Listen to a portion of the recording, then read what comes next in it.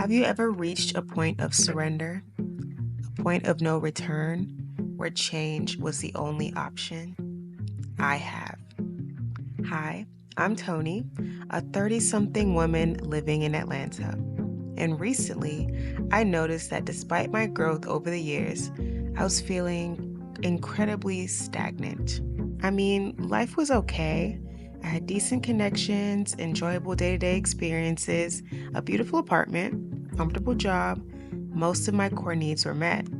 But deep in my bones, I knew there was more, that I was here for more. To explore that more, I chose to listen to my inner guidance and sign up for a very special retreat I had heard about hosted by Erin Lyons. It would take place in Mount Shasta, known for its powerful energy vortexes and inexplicable experiences.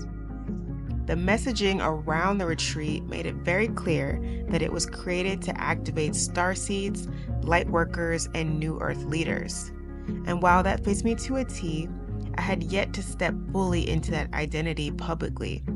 So I hesitated to sign up. But after some nudging by my guides, I chose to secure my spot.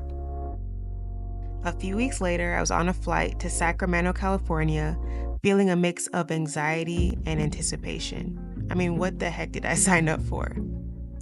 But the blessing started early, with my rental car being upgraded to an Audi when all I paid for was a Kia or something similar. That set the tone for a deeply expansive experience.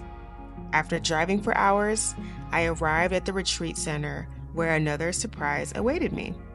I was reassigned to a room in a shared house right next to a rolling river.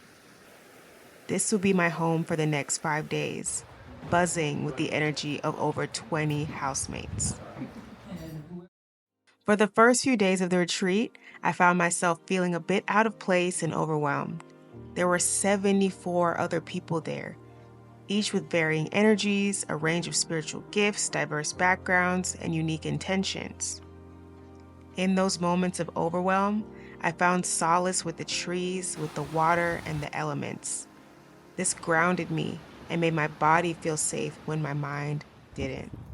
What I loved about this experience were our excursions beyond the retreat center. We were led through meditations near the pristine waters of Mount Shasta and taken on a challenging yet rewarding hike to the stunning Fairy Falls. I felt new parts of me emerge in those experiences. Ancient wisdom, light codes, and cosmic energy were moving through me in a divine dance I can't fully describe in words. I connected to Gaia, the spirit of the earth, who impressed upon me this message: you are here to be a bridge, to root down while rising into the cosmos. Be here, be in your body. I had no choice but to be in my body when my cycle started at the tail end of the retreat. This sacred cleansing forced me to listen to my inner compass and choose a gentle day exploring the town near the mountain over a more intense group activation at its base. While I felt secure in my choice, FOMO did come up. I didn't want to miss an opportunity to actually visit the mountain on this retreat. But again, the theme of surrender came up. I chose to enjoy my day in town. I had breakfast, I walked around, and I dipped in and out of the metaphysical shops in the area that were full of crystals, books, and other spiritual tools that earlier in my journey I would have jumped all over. But what was really calling was nature. I drove to the nearest lake I saw on the map and found myself on a trail full of mature trees shrouding a deep basin of blue water, with the sunlight dancing on its gentle currents. It felt like I had entered my own portal of healing and clarity, which gave me peace of mind even when I returned to the retreat center and heard all about the group's powerful experiences at the mountain. But I'm learning, surrender is often rewarded with a gift. We arrived at the last day of the retreat, and the hosts decided to shift the schedule and offer another opportunity to experience an activation on Mount Shasta, this time to Panther Meadow. After my more restful day, I was feeling energized and I just knew this was my gift and I had to join. It was a much smaller group of about 20 or so people that showed up, and much to our surprise, the road leading directly to the meadow was closed, meaning if we wanted to experience it, we had to walk 2 miles uphill. We had a choice.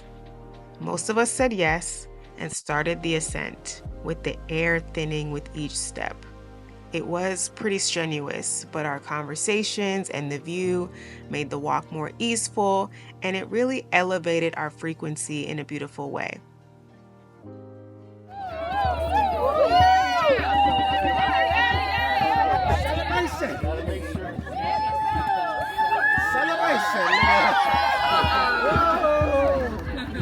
When we finally arrived at Panther Meadow, it was clear we had entered a sacred portal, one that connected us to our cosmic families, to powerful dragon energy, and our latent potential.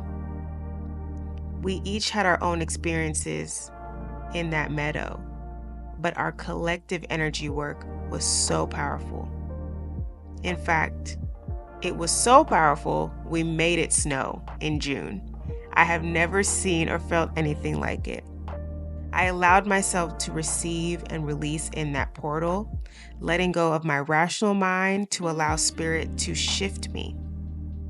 Now I am clearer than ever that more really is available for me and for all of us. More pleasure, more connection, more fulfillment, more aliveness. But it will cost us. What will it cost? Being able to play it safe, cosplay as normal, and follow the crowd. Yes, it will cost us. But something on that mountain told me it will be well worth it. Thank you for watching, and thank you for being on this journey with me.